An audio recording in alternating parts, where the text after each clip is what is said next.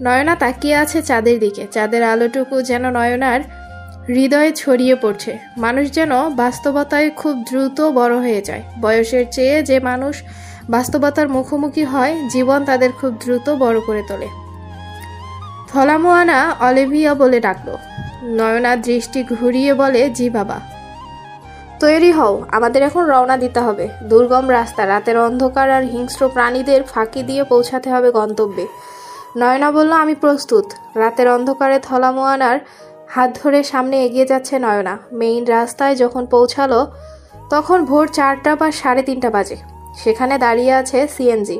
থলামোয়ানা নয়নার হাতে কিছু টাকা গুঁজে দিলেন, সাথে দিলেন তার মেয়ের জন্য তৈরি করা স্বর্ণের চেইন, আংটি। নয়না বলল, বাবা, এসবের কোনো দরকার নেই, আপনি আমার জন্য যথেষ্ট করেছেন। থলামোয়ানা নয়নার মাথায় হাত বুলিয়ে বলে, মারে, বাবা ডাকের দায়িত্ব অনেক। আমি যতদিন বেঁচে আছি আমার সামর্থ্য অনুযায়ী করব তোর জন্য। এখানে তেমন কিছু নেই, তবুও এইটুকুতে আমি আমার সব ভালোবাসা পাঠালাম। নয়নার চোখের কোণে পানি চিকচিক করছে। রক্তের সম্পর্ক না থাকার পরেও মানুষটা তার এত আপন, যেন বহু জন্মের সম্পর্ক। কাঁদিস না, যা গাড়িতে গিয়ে বস। নয়না বলল, আপনি যাবেন না বাবা? না, আমার সফর এই পর্যন্ত। ভোর হওয়ার আগেই আমাকে ফিরতে হবে, যাতে কারো সন্দেহ না হয়। যা, ভালো থাকিস। কোনো দিন যদি দুঃখ তোর কাছে আসে, মনে রাখিস, দুঃখ কেমন দুর্বল মানুষকে ভাঙতে পারে না। ওখানে থাকতে ইচ্ছে না করলে চলে আসবি এই বাবার কাছে। নয়না সিএনজিতে উঠে বসলো। নয়নার চোখ থেকে অশ্রু ঝরছে। এতগুলো দিন মায়া, ভালোবাসা, স্নেহ দিয়ে আগলে রেখেছে এই মানুষটা। নয়নার ইচ্ছা করছে এখানেই থেকে যেতে। এখন আর কই পাওয়া যাবে যে নিঃস্বার্থভাবে ভালোবাসতে পারে? নয়না বাস স্ট্যান্ডে পৌঁছে দেখে ঈশান দাঁড়িয়ে আছে। ঈশানী এগিয়ে এসে বলে, কোনো কষ্ট হয়নি তো আসতে? এরকম উদ্ভট প্রশ্ন শুনে বিরক্ত হলো নয়না। না, কিসের কষ্ট? আমি তো রোলার কোস্টারে চলে এসেছি খুব আরামে। ও সরি, বেশি কষ্ট হয়েছে? মোটামুটি। বাস কটায় ছাড়বে? 5টায়। চলুন, সামনের রেস্তোরাঁ থেকে নাস্তা সেরে নিই, আমার খিদে নেই। ওখানে বসতে হবে 1 ঘন্টা। আচ্ছা চলুন। এরপর আর দুজনের মধ্যে কোনো কথা হলো না। ঈশান জিজ্ঞেস করতে চাইছিল কিছু, কিন্তু নয়নার হাবভাব দেখে আর কিছু জিজ্ঞেস করলো না। অবশেষে ঈশান আর নয়না বাসে এসে বসেছে। নয়না বসে আছে বাসের জানালার ধারের সিটে, তার পাশেই বসে আছে ঈশান। নয়না বলল, আমাদের পৌঁছাতে কত ঘন্টা সময় লাগবে? 6-7 ঘন্টা। আমরা এখন কোথায় যাব? এখন আমরা বাসায় যাব, তারপর আপনাকে আপনার বাসায় পৌঁছে দিয়ে আমার দায়িত্ব শেষ। আমি আপনার বাসায় যাব না, আপনি আমার সাথে সোজা আমার বাসায় যাবেন, যেমনটা আপনার ইচ্ছে। আপনার মোবাইলটা দিন তো। ঈশান নিজের ফোনটা বাড়িয়ে দিল নয়নার দিকে। ইয়ারফোন নেই? ঈশান বলল, আপনার কোনো টেনশন হচ্ছে না? না, হচ্ছে না। ভাবছি সবাই কি রিয়াকশন দেবে। সে যাই হোক, আমার প্ল্যান আছে নিজস্ব। সেটা কেমন? সেটা আপনাকে বলবো না। ওকে। মিতা বেগম নাজিম চৌধুরীকে বলল, তুমি আমাকে নিয়ে চলো থানায়। আমি এক মুহূর্তে চিনে ফেলবো কে আমার জিয়ান, কে আমার জাহিন।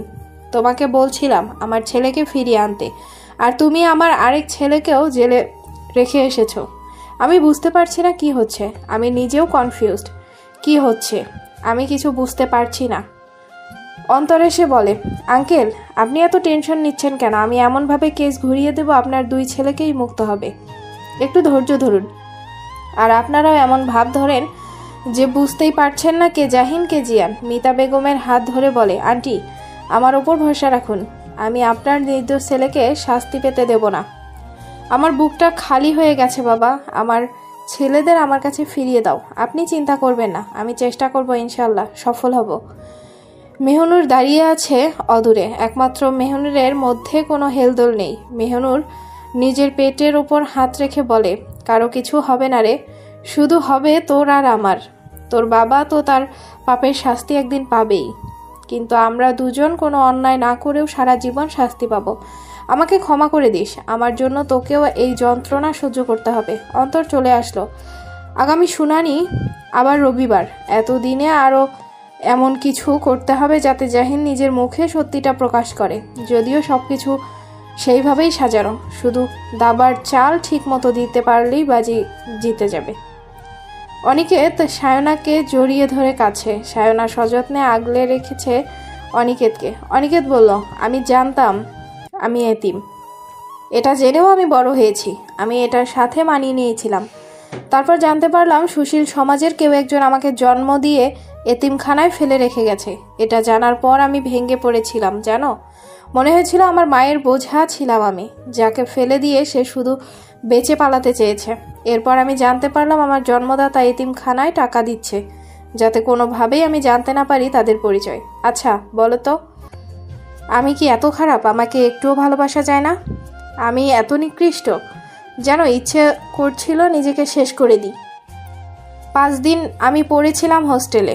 মনে হচ্ছিল পৃথিবীর জন্য আমি এক অভিশাপ। আমার চেহারা আমার কাছে ঘৃণিত মনে হচ্ছিল। আমি মরতে চেয়েও মরতে পারলাম না। শুধু তোমার জন্য পারলাম না। পৃথিবীতে একজনের ভালোবাসায় যথেষ্ট বেঁচে থাকার জন্য। তুমি আমাকে কখনো ছেড়ে যাবে না তো?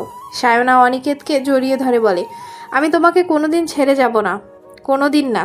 কখনো কষ্ট পাবে না এমন মানুষের জন্য যারা তোমার মতো ছেলে পেয়েও মূল্য দিতে পারেনি। দুর্ভাগ্য তাদের, যারা তোমার মতো ছেলেকে পেয়েও হারিয়েছে। তুমি হাজারের মধ্যে না, লাখের মধ্যে একজন। একে অপরকে জড়িয়ে ধরে শুষে নিতে থাকলো একে অপরের দুঃখ। মনের মতো জীবন সঙ্গী পেলে জীবনে কোনো দুঃখ স্থায়ী হতে পারে না। জিয়ান হাঁটুতে মাথা গুজে বসে আছে। মনে মনে তার একটাই চাওয়া, এত কিছুর পরেও যেন তার প্রিয়তমাকে ফিরে পায়। হঠাৎ একজন পুলিশ এসে বলে, স্যার আপনি কি জাহিন? জিয়ান কিছুক্ষণ চুপ থেকে বলে, সেটা আপনাকে কেন বলবো? আগে নাম বলুন, তারপর বলছি। উপর মহল থেকে আপনার জন্য সুখবর আছে স্যার। জিয়ান বলল, বলুন। আমি জাহিন। পুলিশ জিয়ানের হাতে 3টা চাবি ধরিয়ে দিয়ে বলে, রাতে চুপচাপ পালিয়ে চলে যাবেন। বাইরে আপনার জন্য সব ব্যবস্থা করা আছে। রাত 2টো বাজে বের হবেন, তখন রাস্তা ক্লিয়ার করে রাখবো। জিয়ান কিছুক্ষণ চুপ থেকে বলল, উপর মহল আমাকে পালাতে কেন বলছে? তাদের বলো জাহিনকে যদি সসম্মানে বাইরে বের না করে, তাহলে জাহিন তাদের নাকে দড়ি দিয়ে ঘোরাবে। তাদের বড় বড় রাঘব বোয়ালের পাপের তালিকা কিন্তু প্রমাণসহ আমার হাতে আছে। যে বলো জাহিন চৌধুরী পালাবে না। জাহিন চৌধুরী এত দুর্বল না। পুলিশ অফিসার নিজেও এবার কনফিউজড হয়ে গেল। বাইরে এসে একজন মন্ত্রীকে কল করে বলে, স্যার কোনো পাখি টোপ গিলল না। দুজনের কথার ধরনও প্রায় সেম। শালার বুঝতেই পারছি না কোনটা জাহিন আর কোনটা তার ভাই। বিশাল জটিলতা। স্যার কি করব এখন? জাহিনকে আলাদা করতে হবে, যে করেই হোক। ওই শালা মুখ খুললে আমরা বিতর্কে জড়িয়ে পড়ব। যদিও আপা আমাদের বাঁচিয়ে নেবে, কিন্তু জাল ঘোলা হবে।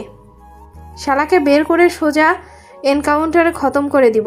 শালার মাথায় 1000 পাওয়ারের বুদ্ধি, কিন্তু ছাড় কিভাবে আলাদা করব?